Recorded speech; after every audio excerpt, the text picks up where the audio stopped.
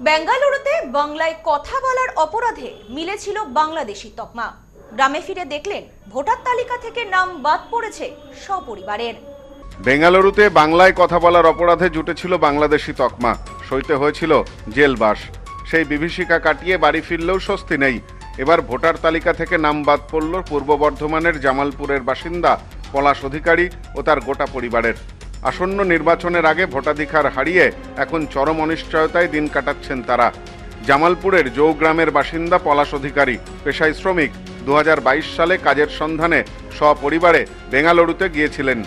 অভিযোগ, সেখানে বাংলায় কথা বলার কারণে তাকে এবং তার পরিবারকে বাংলাদেশি অনুপ্রবেশকারী হিসাবে সন্দেহ করা হয়।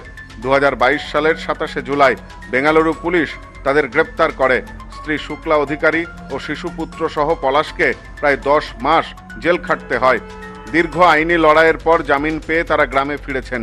পলাশের মা সবিতা অধিকারী জানান, বর্তমানে পলাশ জামিনে মুক্ত হয়ে দেশের বাড়িতে ফিরেছে। বাড়ি ফেরার পর ভেবেছিলেন পরিস্থিতি স্বাভাবিক হবে, কিন্তু নির্বাচন কমিশনের প্রকাশিত সাম্প্রতিক সাপ্লিমেন্টারি ভোটার তালিকায় দেখা যাচ্ছে পলাশ, তার স্ত্রী শুক্লা, মা সবিতা দেবী এবং বোন সাথী কারোরই নাম নেই। পলাশের দাবি, তাদের কাছে আধার কার্ড, রেশন কার্ড সহ বৈধ সমস্ত ভারতীয় নাগরিকত্বের প্রমাণপত্র থাকা সত্ত্বেও উদ্দেশ্যপ্রণোদিতভাবে তাদের নাম বাদ দেওয়া হয়েছে। আমাদের বাড়ির ফ্যামিলি সবাই ভোটার ছিল। তাদের নাম? আমার বাবার নাম পঙ্কজ অধিকারী, সে মারা গেছে। সবিতা অধিকারীর মা, ওয়াইফ শুক্ল অধিকারী, আমি নিজে, তারপরে বোনেরা, সাথী অধিকারী, সবাই ভোট দিয়েছে। হ্যাঁ, সবাই। আপনারা কি বাবা মা থেকেই ভোট দিয়ে আসছেন? হ্যাঁ, আমি বাবা মা থেকেই ভোট দিচ্ছি। এবারে যে ভোটার তালিকা বেরোলো, সাপ্লিমেন্টারি ভোটার তালিকা, তাতে কি আপনাদের নাম আছে? না, আমাদের কারোর নাম নেই। না, আমাদের 4 জনের কারোরই নেই। এসআইআর পর থেকে পরে যে সাপ্লিমেন্টারি লিস্ট বেরিয়েছে, লিস্টে আমাদের কারোর নাম নেই। এই ঘটনাকে কেন্দ্র করে তপ্ত পূর্ব বর্ধমানের রাজনীতি।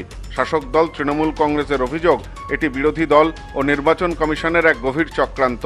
তাদের দাবি, একজন বৈধ ভারতীয় নাগরিককে এভাবে হেনস্থা করা আসলে সাধারণ মানুষের গণতান্ত্রিক অধিকার কেড়ে নেওয়ার নামান্তর। পলাশ অধিকারী ও তার পরিবারের বেঙ্গালুরুতে গিয়েছিলেন কাজ করতে। বাংলা ভাষায় কথা বলার অপরাধে বাংলাদেশি সন্দেহে সেখানে গ্রেপ্তার হয়েছিলেন। স্ত্রী এবং শিশুপুত্র সহ 10 মাস জেলেও ছিলেন। জামিন পেয়ে জামালপুরের জৌগ্রামে ফিরে আসেন। এখন আবার এই অধিকারী পরিবারের নতুন বিপদ। নির্বাচন কমিশনের বদান্যতায় তারা নিজ ভূমে পরবাসী হয়ে গেলেন। ভোটার তালিকার খসড়ায় তাদের গোটা পরিবারের নাম বিচারাধীন ছিল। সাপ্লিমেন্টারি প্রকাশ হওয়ার পর দেখা যাচ্ছে ডিলিটেড হয়ে গেছে। আবার তারা অনিশ্চয়তায় নিজ ভূমে পরবাসী হয়ে আতঙ্কে ভুগছেন। অন্যদিকে বিজেপি এই অভিযোগ অস্বীকার করে দায় ঠেলেছে রাজ্য সরকারের দিকেই। গেরুয়া শিবিরের মতে, রাজ্য সরকারের প্রশাসনিক ব্যর্থতা ও সঠিক নথিকরণ প্রক্রিয়ার অভাবের কারণেই এই জটিলতা তৈরি হয়েছে। উপযুক্ত নাগরিকত্বের প্রমাণ থাকলে কেন নাম বাদ পড়ল তা নিয়ে প্রশাসনের জবাবদিহি চাওয়া হয়েছে। সেটার জন্য আমি দুঃখিত। তাদেরকে আমি বলবো, হয়তো আইনি প্রক্রিয়া চালাতে গিয়ে, যেটা প্রথমেই বলেছিলাম, যে অনেক লোক যখন পুলিশ রেড করে, অনেক তার মধ্যে নির্দোষ লোকরাও পড়ে যায়। এ ঘটনা আমরা বহুবার দেখেছি। তো এ ধরনের ঘটনা হয়তো ওনাদের বিষয়টা আমি পুরো জানি না। আমি খোঁজ নিয়ে দেখবো কি বিষয়টা হয়েছে, কেন হয়েছে। অবশ্যই খোঁজ নেব, ওদের পাশে আমি অবশ্যই দাঁড়াবো।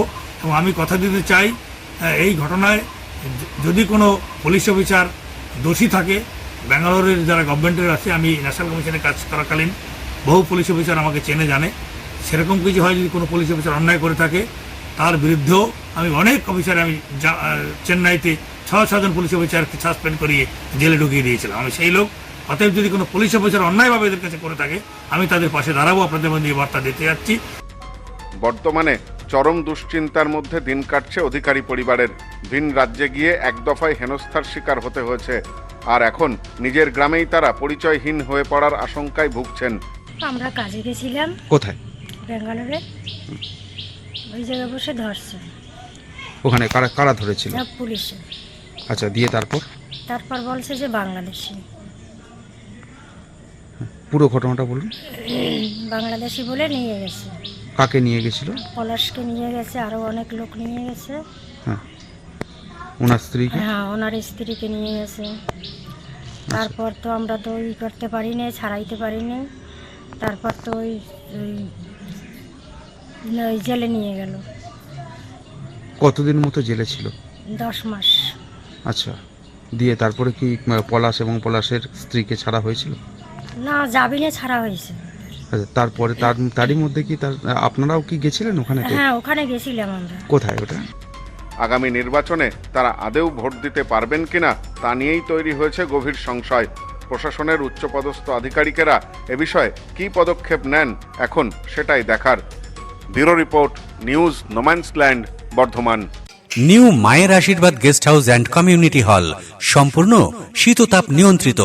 পাবেন অত্যাধুনিক এবং আন্তরিক পরিষেবা, যেখানে রয়েছে একসাথে 250 জনের অনুষ্ঠানের জায়গা, প্রশস্ত এরিয়া, 3টি রাস্তা সহ পার্কিং এর সুব্যবস্থা, অতিথিদের থাকবার জন্য পৃথক ঘরের ব্যবস্থা। বিয়ে সহ যে কোনো অনুষ্ঠানের বুকিং শুরু হয়ে গেছে। এখন বুকিং এর উপর রয়েছে 5% ডিসকাউন্ট। নিউ মায়ের আশীর্বাদ guest house and community hall, বাটামোড়, town মার্কেটের পিছনে। ফোন 9932389693 এবং 9153032873।